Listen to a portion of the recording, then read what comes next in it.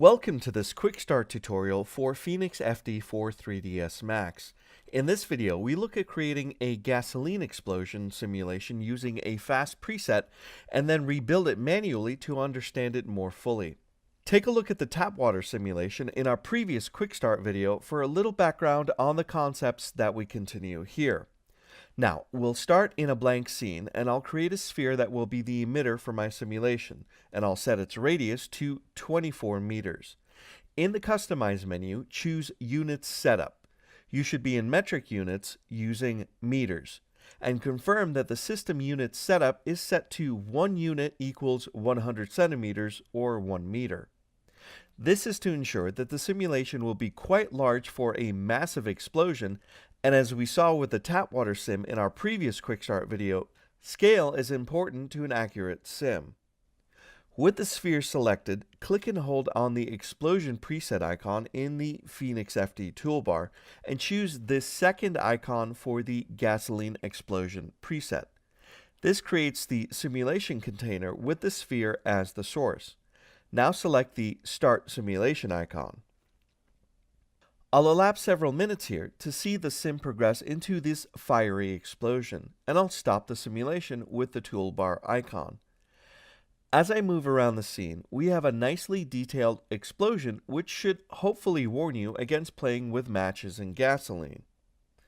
So we did this pretty easy using a preset, but now let's take a look at setting this up manually to get a deeper look at the workflow. Click the trash icon in the toolbar to delete the cache from the scene. Select the simulator and delete it. Also, select the source node and delete that, leaving just the sphere. In the Phoenix toolbar, click on the Create a Fire Smoke Simulator icon and click and drag to create a volume shown here in the pink colored lines. I'll place the sphere a little more centered at the bottom of the container. Select the simulator and in the Modify panel, open the grid rollout and notice that our sim is at about 230 by 220 by 123 meters, which is good for what we're looking to do. Its resolution, the total cells value, is at about 6.1 million. I'll decrease that to speed up the simulation by clicking the Decrease Resolution button here 3 times to get it down to about 825,000 for total cells. For more information on this, please see our previous tap water quick start video. And now we just need a source. Click the Create Fire Smoke Source icon in the toolbar and place it in the scene like so. In the Modify panel, click the Add button and then select the sphere to add it as an emitter for the explosion.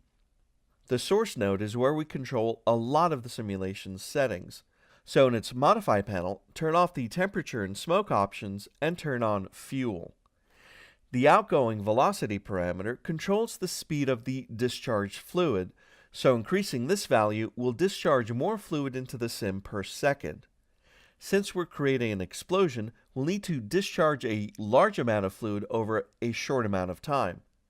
Make sure you're at frame 0 and turn on Auto Key, and set outgoing velocity to 2000. Go to the next frame and set outgoing velocity to 0, and 3ds Max sets a key. Turn off Auto Key. Select the simulator and start the simulation, but nothing really happens.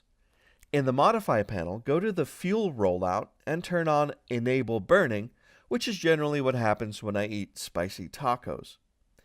Click the Start Simulation icon and you'll notice that still nothing is happening. Stop the sim again and expand the fuel settings. The ignition temperature is the temperature at which our fuel ignites and burns.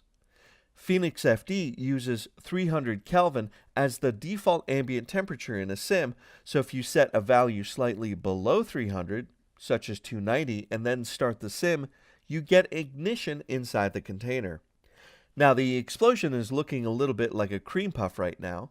The preview quality is a bit ratty. Expand the preview rollout and scroll down to the bottom and turn on the Enable in Viewport option in the GPU preview section. Now, the blast is clipping the edges of the simulator. Go back up to the grid rollout and change Adaptive Grid to Temperature. Now, this will expand the grid depending on the temperature of the fluid inside when it meets the specified threshold. Set this threshold to 600. Let's get the explosion not to clip at the bottom where the ground is. Set your boundary conditions to a z-axis of jammed negative. This allows the explosion to react to the bottom of the sim, in other words, the ground.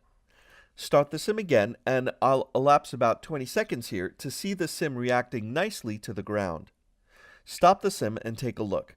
The explosion looks way too uniform right now.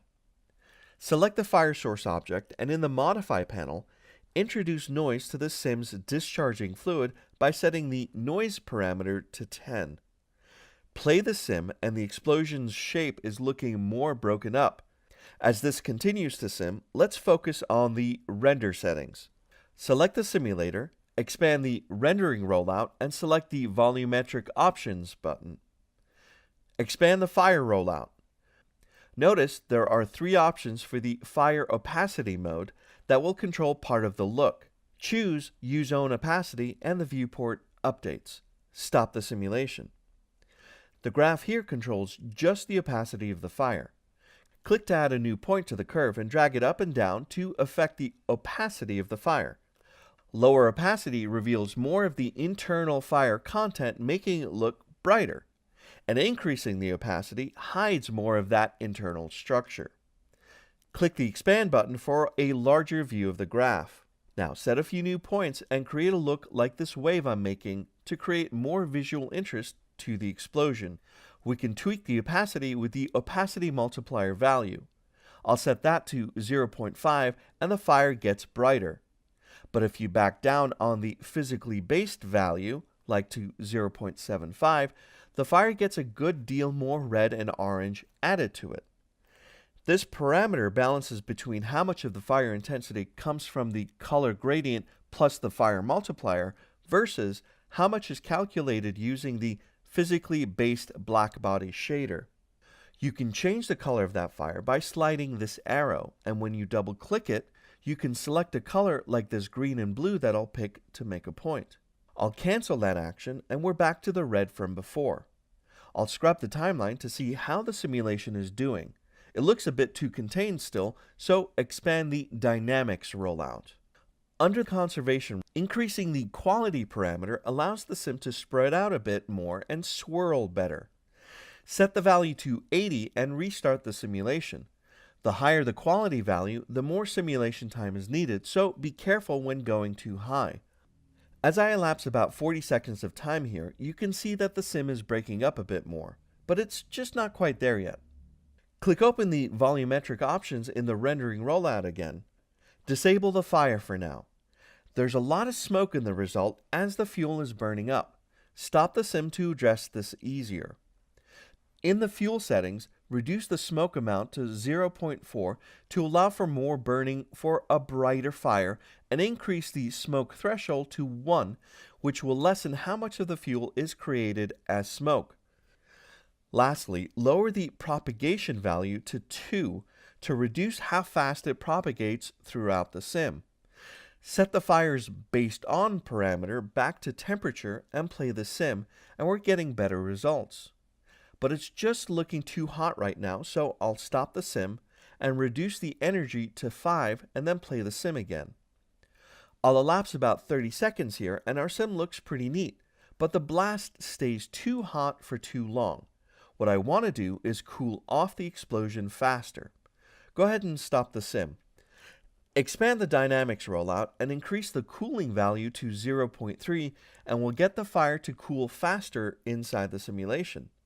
Play the sim, and over about 30 seconds of elapsed time, you can see a much more interesting result. But our smoke looks too thin right now. Expand the smoke opacity rollout and set the simple smoke opacity value to 0.9 to give us thicker smoke as the sim continues. Expand the smoke color rollout and set a darker gray to get deeper, darker smoke. Reduce the external scatter multiplier to 0.8 so that the light inside the smoke scatters less, and you should notice a slight darkening of the smoke. Stop the simulation and scrub the timeline to evaluate how it looks. The fire looks weaker now, so expand the fire rollout in the volumetric render settings and increase the fire multiplier to 5 to get you hotter fire inside the explosion. Now make sure V-Ray is set to be your renderer in render setup, and let's go ahead and render the result.